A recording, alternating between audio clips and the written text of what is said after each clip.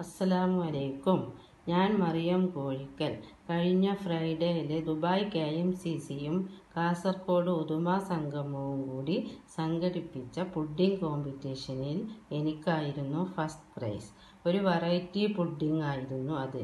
Celery leaves, tender coconut, പപ്പായ വിത്ത് strawberry ഇത് മൂന്നും വെച്ചുകൊണ്ട് ഒരു 3 ലെയർ പുഡിംഗ് ആയിരുന്നു ഞാൻ ചെയ്തിരുന്നത്. എല്ലാവർക്കും വളരെ ഇഷ്ടമായി. എല്ലാവരും റെസിപ്പി ചോദിച്ചിരുന്നു. അതുകൊണ്ട് ഞാനൊരു വീഡിയോ അപ്ലോഡ് ചെയ്യാം എന്ന് വിചാരിച്ചു. എൻ്റെ യൂട്യൂബ് ചാനലിലെ ഫസ്റ്റ് എപ്പിസോഡായിരിക്കും ഇത്. എല്ലാവരും എന്നെ ലൈക്കും സബ്സ്ക്രൈബും ചെയ്ത് സപ്പോർട്ട് ചെയ്യണം. ആദ്യം നമുക്ക് ഫസ്റ്റ് ലെയർ ചെയ്യാം. അതിന് ആവശ്യമായ ഇൻഗ്രീഡിയൻസ് ഇന്ന് ഞാൻ ഇവിടെ കാണിക്കുന്നത് പപ്പായ ഉപയോഗിച്ചിട്ടില്ല. അതിന് പകരം സ്ട്രോബെറി മാത്രമാണ്. നിങ്ങൾക്ക് പപ്പായ ഉപയോഗിച്ച് നിങ്ങൾ ചെയ്യുകയാണെങ്കിൽ സ്ട്രോബെറിയും കൂടി ആഡ് ചെയ്തിട്ട് ചെയ്യണം. കാരണം പപ്പായൻ്റെ കൂടെ സ്ട്രോബെറി വരുമ്പോൾ നല്ല ടേസ്റ്റി ആയിരിക്കും.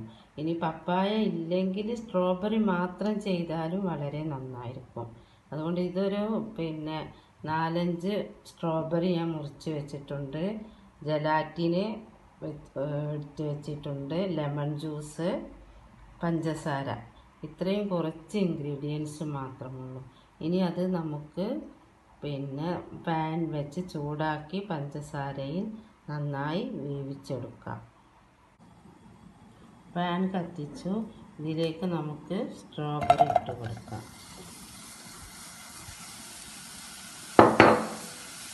കൂടെ പഞ്ചസാരയും ഇട്ട് നന്നായി വഴറ്റി വേവിക്കുക.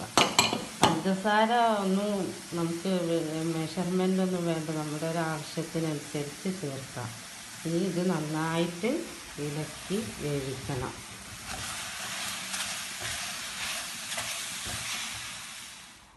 ഈ ഒരു സ്റ്റേജ് ആകുമ്പോൾ നമുക്ക് ലെമൺ ജ്യൂസ് ആഡ് ചെയ്യാം. ലെമൺ ജ്യൂസ് കുറച്ച് ആഡ് ചെയ്താൽ മതി. മിക്സിയിൽ ഒരൊറ്റ അടി അടിച്ചാൽ മതി. ഓവർ അടിച്ച് ജ്യൂസ് പോലെ ആക്കണ്ട. കുറച്ചൊക്കെ കഷ്ണങ്ങളുണ്ടെങ്കിൽ കഴിക്കാൻ ടേസ്റ്റാണ്. ഇനി ഇത് നമുക്ക് ഫസ്റ്റ് ലെയർ ഒഴിച്ച് സെറ്റ് ചെയ്യാൻ വയ്ക്കാം.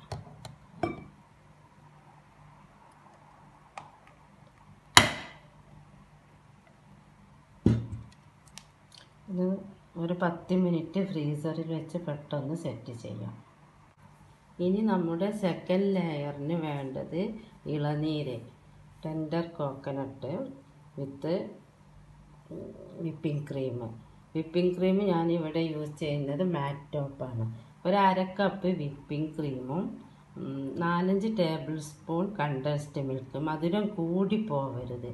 ഇത് നന്നായിട്ട് ബീറ്റ് ചെയ്യുക. ഇതിലേക്ക് നമ്മൾ ഇളനീര് പകുതി ചെറുതായി കട്ട് ചെയ്യുകയും വേണം. ബാക്കി പകുതി ക്രീമായിട്ട് അരച്ച് വെച്ചതും മിക്സ് ചെയ്ത് കുറച്ച് തിക്ക് തേങ്ങാപ്പാൽ കുറച്ച് മതി. ഇവിടെ ഞാൻ കുറേശ്ശെ കാണിക്കുന്നുള്ളൂ. കുറച്ച് തേങ്ങാപ്പാലും മിക്സ് ചെയ്ത് ഫ്രിഡ്ജിൽ തണുപ്പിക്കാൻ വെക്കുക. നമ്മുടെ ഫസ്റ്റ് ലെയർ ഇവിടെ സെറ്റായിട്ടുണ്ട് കണ്ടോ.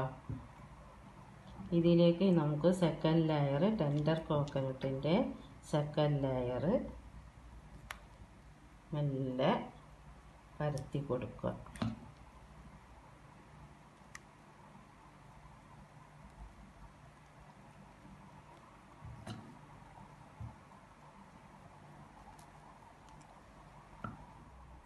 ഇതുപോലെ നന്നായി പരത്തി ഇനി നമുക്ക് ഫ്രിഡ്ജിൽ സെറ്റ് ചെയ്യാൻ വെക്കാം. ഇനിയാണ് നമ്മുടെ തേർഡ് ലെയർ, അതായത് നമ്മുടെ താരം സെലറി ലീവ്സ്.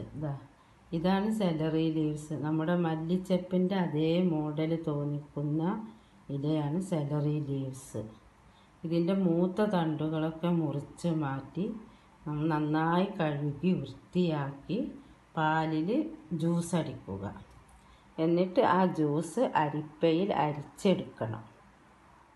നമ്മുടെ സെലറി പാലിൽ നന്നായി ജ്യൂസ് അടിച്ച് അരിപ്പയിൽ അരിച്ചെടുത്തതാണ് ഇത് അരിപ്പയിൽ നിന്ന് മാറ്റിയ ചണ്ടിയാണ്. അരിക്കാതെ ഒരിക്കലും ഉണ്ടാക്കരുത്. ഇനി ഇത് നമുക്ക് പാൻ അടുപ്പിൽ വെച്ച് നന്നായി തിളപ്പിക്കണം.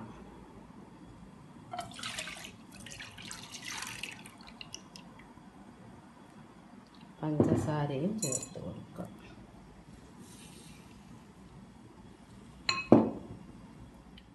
ഇത് നന്നായി തിളപ്പിച്ചിട്ടുണ്ട്. നല്ല തിളച്ച് പച്ചച്ചവയൊക്കെ പോയിട്ടുണ്ട്. കൂടുതൽ പച്ചച്ചവയൊന്നും ഇല്ല ഇതിന്, പ്രത്യേകിച്ചൊരു ടേസ്റ്റൊന്നുമില്ല. ഇതിലേക്ക് ഇനി നമുക്ക് ഒരു 15 ബദാം അരച്ചത് ചേർത്ത് കൊടുക്കാം. ഇത് നന്നായി തിളപ്പിക്കണം.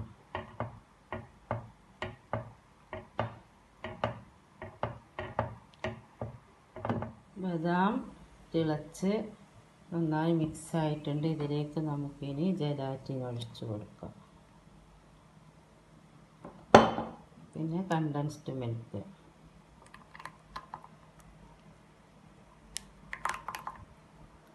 കണ്ടൻസ്ഡ് മിൽക്കും പഞ്ചസാരയും കൂടി ആഡ് ചെയ്യുമ്പോൾ മധുരം കൂടി പോവാതെ നോക്കണം. ഇത് ഇനി ജസ്റ്റ് ഒന്ന് തിളച്ചിട്ട് നല്ലോണം തണുപ്പിച്ച് നമ്മുടെ പുഡിങ്ങിൻ്റെ 3rd ലെയറായിട്ട് ഒഴിച്ചു കൊടുക്കുക. ഇത് കുറച്ച് കഷ്ണങ്ങളൊക്കെ ഉണ്ട്, അതൊക്കെ ഒരു ടേസ്റ്റാണ് ബദാമിൻ്റെ പീസ് കടിക്കാൻ. നമ്മുടെ പുഡിങ് നല്ലോണം തണുത്ത് സെറ്റായിട്ടുണ്ട്. ഇതിലേക്ക് നമുക്ക് സെലറിയുടെ 3rd ലെയർ ഒഴിച്ച് കൊടുക്കാം.